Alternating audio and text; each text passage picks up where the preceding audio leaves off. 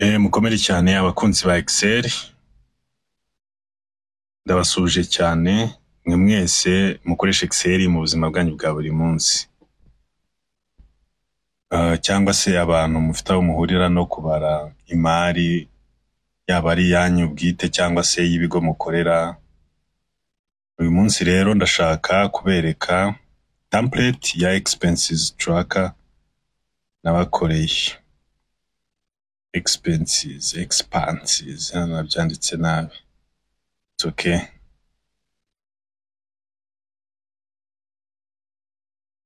Funguka wana.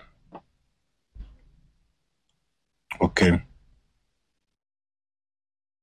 iyi ni simple template nubatse ijyanye no kubara expenses. Mu by'ukuri icyo idufasha ni ukugereranya budget twateganyije na expenses ziri kugenda, niba birimo kugendana ku murongo, niba birimo kugendana bijyanye n'igihe. This is a monthly expenses tracker. Hano dufite chart iriho actual value vs budget value versus budget value. Hano byagenze gute? Hano tugomba gushyiraho actual value.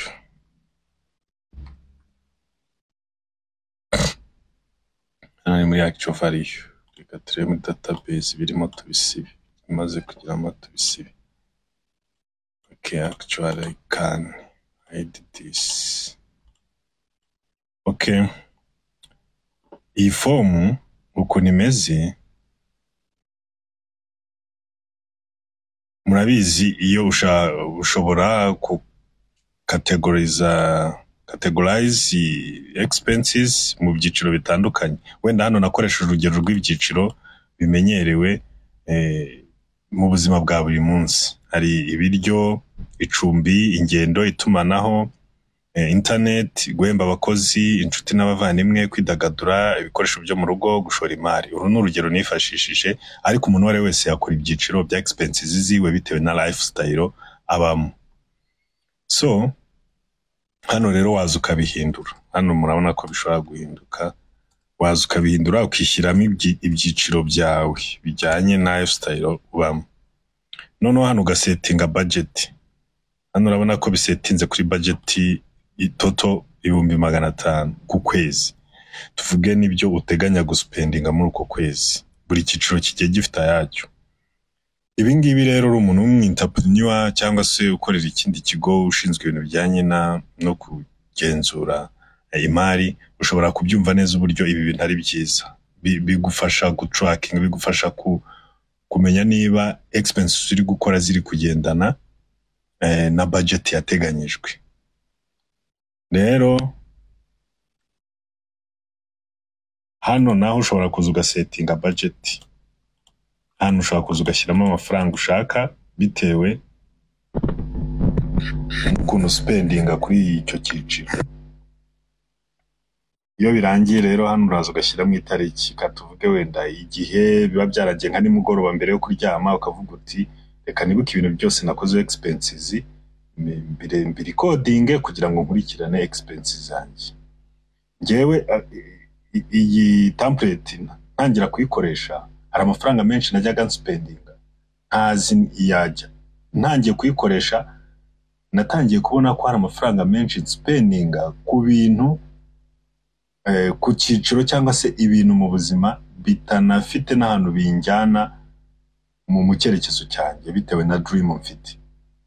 Ariko sinabashaga kubibona kubera ko nabaga mbisuzugura, nabaga na spendinze 2-3 y'amafaranga urekura uzi ngo ni makeya, ariko uko yarekura uyu munsi nejo bundi ukwezi kukajya gushira yabaye amafaranga menshi, yatwaye nka 30% by'umushahara cyangwa by'amafaranga winjiza ku kwezi, utanabizi ukibaza hano amafaranga agiye, ukibaza impamvu gahunda zawe ziba zitagerwaho. Kumbi nuko buda tracking expenses zawe ngo umenye ngo amafaranga yanjye ajya he mu by'ukuri, cyangwa se ahantu nyashyira mu by'ukuri hanyongerera iki mu rugendo rwanjye n'icyerekezo cyanjye na destiny yanjye na vision mfite na dreams zanjye. So hano rero ushobora kuza ugashyiramo bihwanye today, itariki gahitiza igikorwa katuvuge wenda twariye muri restaurant yo mu mujyi,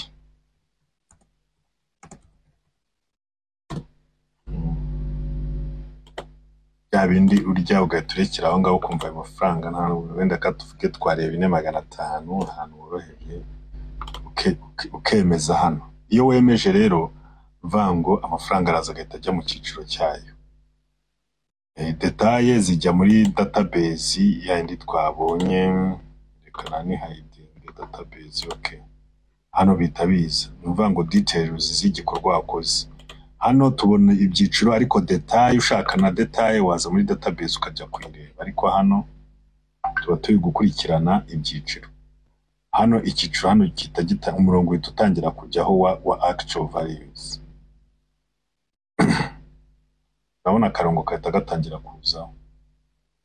Wenda katuvuge twishyuye n'inzu, twishyuye inzu kuko yishyura umunsi umwe gusa ukwezi, reka tuhita tuyishyurira rimwe turebe kwishyura inzu. Okay, icyiciro icumbi, 1,100 kemezo. Urabona ko hano bise biringanira. Ubu ngubu amafaranga y'icumbi ararangiye. Igihe cyose uzajya uzufungure ubone ko inzu wayishyuye byararinganiye.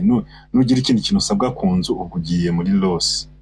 N'ibindi ukabikurikirana, ibiryo ugakurikirana, nugera muri 15 ukageza aha ngaha ukamenya ko urimo kugendera mu murongo muzima. Ariko nugeza itariki 15 z'ukwezi bigeze aha ngaha ukamenya ko man amafaranga urimo urayarya birenze urugero.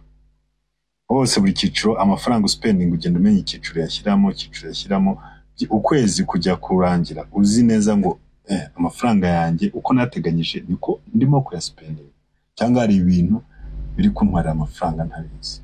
So aka ka monthly expense tracker rero nagaturu keza.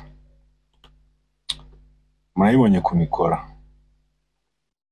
Ubishaka rero wanyandikira